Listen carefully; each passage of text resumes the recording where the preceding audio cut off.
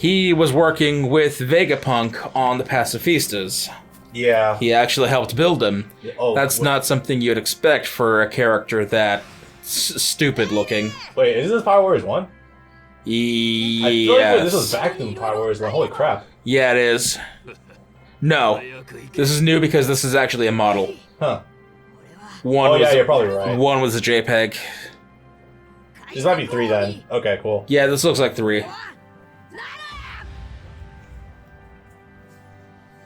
Oh yeah, we didn't really talk about this, but yeah, though, Luffy was training underneath the former first mate of Goldie Roger for 2 years. Yeah. Yep. And he didn't want any help. How's that for irony? Yeah. Then again, there was Zoro, who also got help from...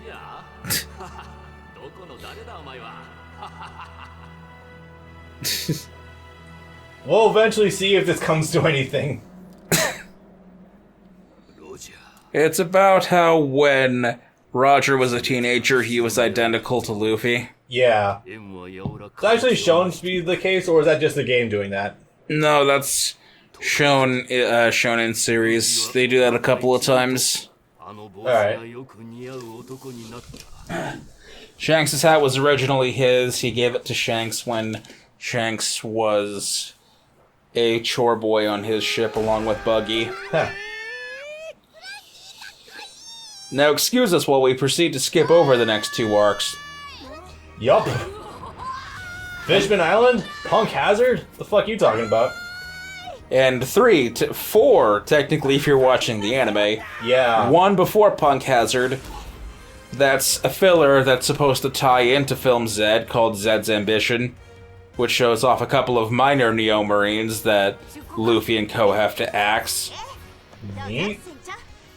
And then, afterwards, after Punk Hazard, before Dressrosa, there's a 2 or 3 episode filler where they get sidetracked on an island where there's a guy that's using hypnosis to control people and animals, and they make the return after 600 episodes, almost literally, of the Kung Fu Dugongs. Oh, okay, so that's where they came back. Yep. And then he also mind control hypnosis. He controls Law's body into attacking Luffy, sort of like what Doflamingo does. I think they were trying to be cute like that. Okay. But it's not a fruit. They beat him and they get away. It's not a huge deal. Alright, so... that sounds fun. It's okay. Oh, and the one episode the Funimation cut. Wait, what? Why did they cut it? Because actual episode number like 600 or 598 or something, was the One Piece Toriko Dragon Ball crossover. Oh. And they had to cut that because they gave up on the dub of Toriko. Oh and boy. Some of those people probably don't live in Texas anymore. No, you're right. Yeah, I'll also have to pull Sean into that as well. Yeah. Anyways, this is from 2. Fishman Island. This is from 2. This is explicitly from 2. My god. So Fishman Island doesn't exist whatsoever in this game. We're skipping right to Punk Hazard. My god. Oh my. This is new entirely. This is an amalgamation of things, but yeah, these. Oh my. Jesus Christ. Are you having war flashbacks? Oh, DLC character coming soon? Yes. I hate that his face is moving the way they animated him. What the fuck? And then Momo. And they're trying real hard not to show oh god. The mind control dials. This is also from 2. That is horrid looking fur. Jesus. And that face is too. I'm dying. This is bad. Well, I guess I do have a reason to go try Pirate Warriors 2 again at some point if I hate myself. Okay, so we're briefly going over the alliance to take down Kaido. Yes. And Caesar Clan, who is not playable in this game. No, but he was last. Oh god, that looks bad. Which is a shame too, because that's a wallpaper-worthy moment. Yes. In both 3 and the anime. They're squishing his head to animate him. That's hilarious. Ugh. So, Like, I get it, Momo's a shitty character, but he's still important. So, just to clarify, Kinemon, Mononosuke, time travelers, right? Yes. Okay, future or past? Past. Okay, Do you want the answer to that? sure, go for it. I forgot that happened. That's cute. Kozuki Oden's wife, Toki, which is the sound, which is the Japanese clock ticking sound. Caesar's in there too. Has the power of another time fruit. She can send herself and anyone around her 20 years into the future. So we don't know when she originates from, but that she spent a significant period of time in Oden's time because she has 2 kids with him, married him, and was on part. This is the best scene in 3. Yes. Spent some time also, I think, on both Whitebeard and Roger's ship with him. Oh wow. Because Oden was part of both of their crews temporarily. So when Kaido was doing the execution of Oden and his merry men, the few that were able to get away, she sent as many as she could that were nearby into the future, those being Momo, Kanjuro, and Kinemon, and the others were just sort of stuck on the island to either run, to assume false identities, or to be imprisoned for 20 straight years. When they wake up in the future outside of Dressrosa. Kanjuro gets stuck on Dressrosa. Momo and Kinemon end up escaping to Punk Hazard, and that's when Luffy and everyone else meet Kinemon and Momo. Okay. So to them, it's only been a month, maybe, since they witnessed an event that was 20 years in the past. To the other 6 members of the 9 Red Scabbards, it has been actually 20 years since they've seen their compatriots. Got it. Okay. I love how all that was explained while we were actually going over a pretty important cutscene, but then again, the game is rushing over things, so we're gonna rush over things too. You said you wanted the answer. That is a fair point. So, get it, Frankie. we didn't even Fishman Island was not mentioned once at all Good. in that cutscene. I was paying attention. That was kind of hilarious. Punk Hazard was briefly alluded to. That's how we got the alliance. That's how we got captured Caesar. Smiles, that's cute. Yeah. But yeah, I guess that kind of catches everyone up, sort of. So what I'm understanding from this is that everything is tying back to Wano, essentially.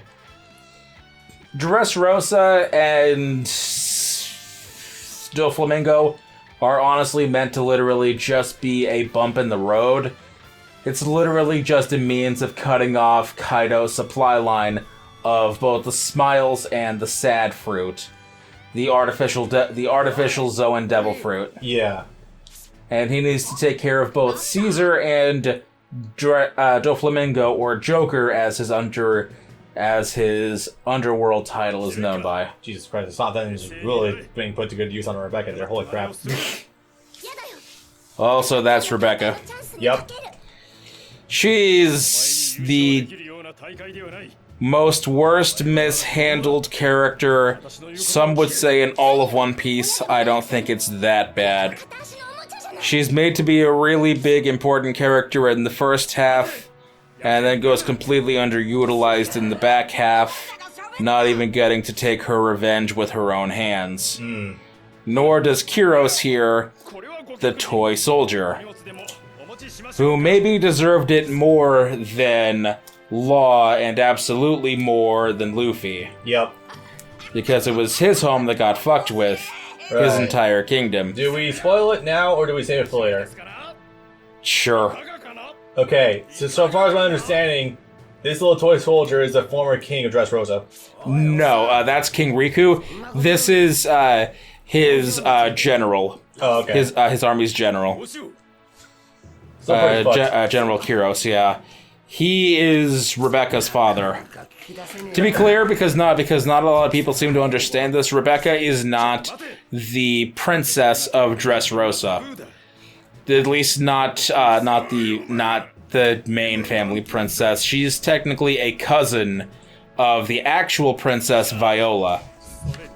You could make an argument for her being royalty because of being a general, but yeah. Oh no, she is too. Because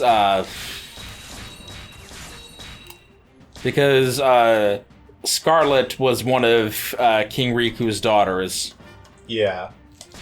But not the main heir to the throne directly. Dragon Quake, that was it. Dragon Quake is like one of the best moves in the game.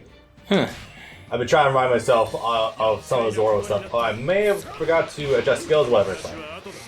I'll improvise. Ooh. Okay, luckily this level is actually pretty fun. Yeah, this one's good. It's a little more on the medium side, just navigate, take out bases, take out dudes, and find out where the Smile Factory is. It's pretty nice and self-isolated in that regard. Also, reason, boom. Yeah, one of the best moves in the game in my book. The Smile Factory is in the top left corner. Yes. I'm also just killing dudes to show off Zoro as much as I can. The Smile Factory is really funny in this game because I believe it only appears in this and one more stage, and it's literally just a street with pipes and bars and crap, whereas it was an actual room / base in Pirate Warriors 3. It looked more like an actual factory with working machinery in it. Like, I think the base in this game for the Smile Factory is actually considered the street it's on and not inside an actual building. I think there is like loose showings of an actual factory, but it's not really clear. So yeah, you're pretty on the nose of that one. I'm not complaining. This slice of the stage is actually pretty nice. Yeah. It's when you see the full map and the top of the stage that's very not nice. Oh god, yeah. That's a pain in the dick to navigate sometimes, especially if you fall off. Ooh, and the default theme for this level is Attack Joker. Hell yeah. Great song. What? You would assume so. Assumedly. Have you seen off this yet? We played this one before, we had to. Yeah. Yeah, three-roll Tri-Clioclasm is fucking amazing. It just looks so pretty. They actually did a good job with it in this game engine, so hell yeah. Also, it helps when you actually portray hockey with different colors and not just straight black arms. Purple, thank Christ. Despite the weird shit that Jump Force has done, giving hockey like a purple-black aura is really sick looking. Well, there's also the right armament you were saying. Never mind. When two conquerors clash, it turns red. Yes. It turns red and black, and basically just turns into the colors of Gear 4th. So it's meaningless. I wonder if that actually means anything. I'm not entirely sure about that. Go up. That'd be neat, but I don't think so. Let's see. Alright, everyone there taken care of. This is a stage where you actually could reasonably take out all the bases and actually have fun doing it, and not be completely railroaded into just killing one guy and the stage ending immediately. Yeah, in essence. I just still love how they actually squeeze in a bunch of his old Musos into regular attacks. Asura right there, hell yeah.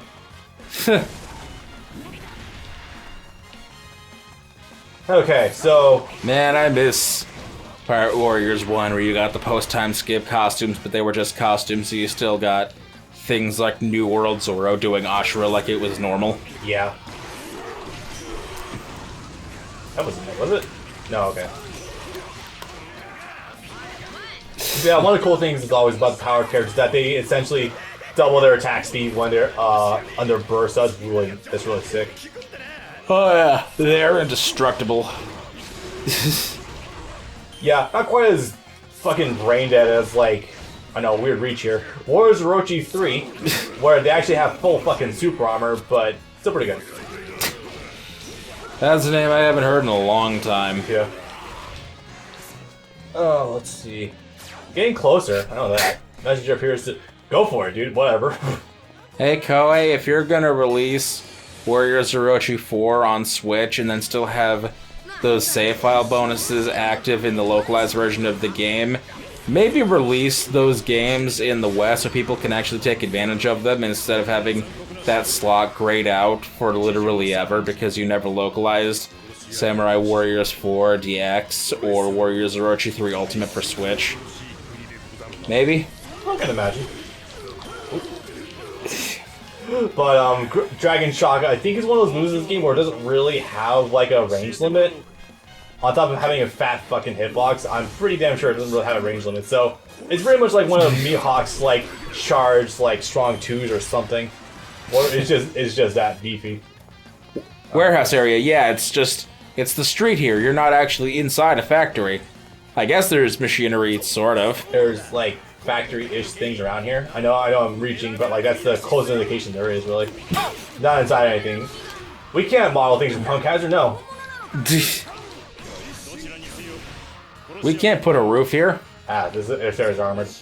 Not sure if we mentioned this yet, but any area that has a shield on top of the takeover bar, I guess, or base health, you can't take over it. It means you gotta wait for a certain event to happen first. Essentially. Which means you could be waiting 10 minutes. Because as you know, the in-game clocks on Muso games, you tend to always be quite a bit ahead of them. Ooh, it's Arrow K. I didn't realize that. Listen. I didn't read anything. Okay. You sort of already took care of the area. Yeah. I didn't realize it did either. Okay. Waiting for things to happen because I seem to have gotten a bit ahead of the game. Just go ahead and keep taking out bases until then, because that looks like that could be a while. Todd's not put a headband on. I mean, it makes sense with the top down and everything, but still. He doesn't have a headband to put on. Yes. Well, that's unfortunate. Well, got these dudes. You may as well take care of it. You're in the area, and you're not too far from the factory when that activates. Oh, right, there's the Colosseum. Right, you have to get the cutscene where Luffy says that he's going to do the Colosseum. And the next stage becomes the Colosseum. Well, for someone to actually show up. He's already here. He's not supposed to be talking. I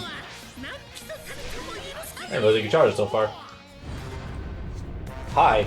Okay, then that's not supposed to happen. Either way, he won't be here for very long. Is he treated as a... No, he's not treated as a giant. He's more rude to the ground, so he's not really a giant character per se. Despite his appearances, he's treated as a regular. He's only given two... Done. He's only given 2 shields instead of 4. That was easy.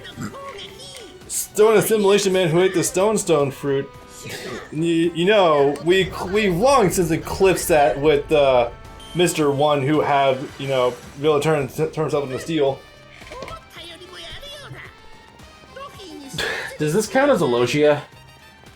No, because there was a real body in there. Right. And the trick was just to dig him out of it. Yeah, they just have to find where he was hiding in the body. Oh, it didn't even really show him announcing the fact that the Ace's old devil fruit is kind of the price here. And it's not like a fake either, it's a real deal.